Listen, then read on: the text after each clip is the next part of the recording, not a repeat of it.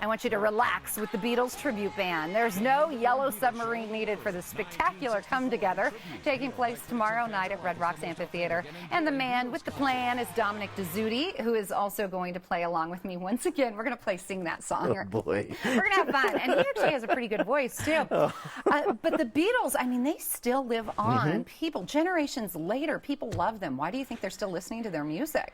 You know, it's one of those special types of music, special genre that I think everybody can relate to, everybody has fun with.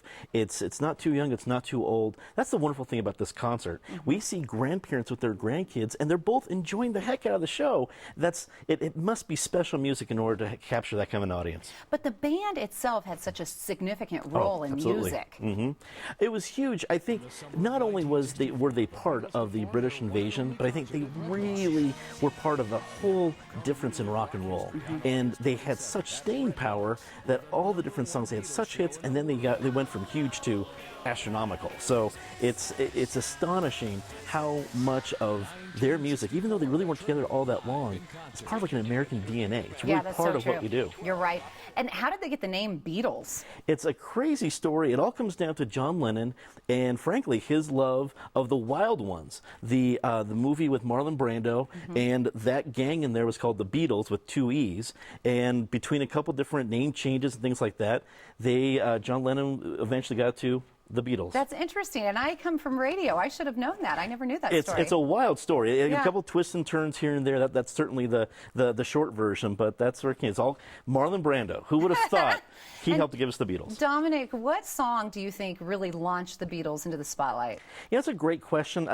Love Me Do was their big first hit in America, but for me, it's always been about She Loves You. When you hear that whole drum part at the beginning, do it again, and spoiler alert, it's the big encore finale at the concert, and it's awesome. It is absolutely awesome. The place erupts. It's always so cool. Everyone knows that. To me, that's the big one. Are you ready, Dominic Dezzutti, to play Sing That Song? I will do my very best. Okay. Apologies to everybody out there who actually enjoys notes and actual tones. Oh, come on now. I'm going to give you some hints. You sing the song, I'll do my answer. best. This Bright song is one of Harrison's best-known Beatles contributions. Okay, George Harrison, that's got to be Here Comes the Sun, da-da-da-da-da. Here comes the sun. All right, It's A for all effort, right. baby. Which song is associated with a cartoon? Sing that song. This is my favorite because I adore cartoons. We all live in a yellow submarine. A yellow submarine. A yellow submarine. Okay, this one is probably one of my favorites. This song was about something that can't be bought. Can't be bought. Oh, well, it's a great movie too. Can't buy me love. Yeah, there you go. And the lady who starred in Can't Buy Me Love was from Greeley, and she just passed this past year. She did. Very sad, young age. It really reminded people of that great movie she did. I mean, it was terrible that we lost her, but I think folks remember that great song and a great movie. Great movie, great actress. Okay, one more. This one has people moving and grooving on the dance floor.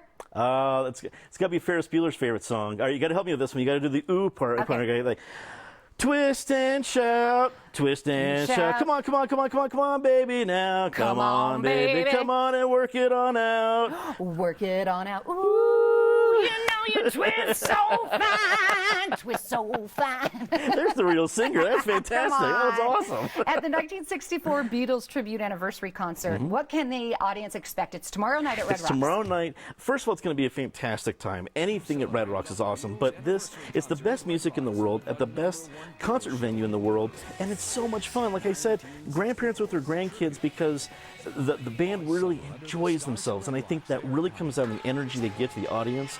People can't walk away without having a great time. Do you think the members really take their role seriously? It's astonishing. As you know, Paul McCartney's left-handed, so our Paul McCartney plays left-handed. John Lennon, little known fact, actually chewed gum while on stage.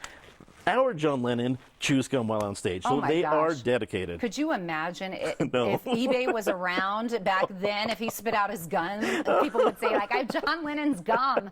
Let's sell it. I could just Probably be like imagine. $2,000. And this particular tribute band is one of your favorites. I think it's not only for diehard fans, Yep. but for people who just enjoy a great night out, too. Exactly. I think 1964, The Tribute, is one of the #1 Beatles tribute bands in the world.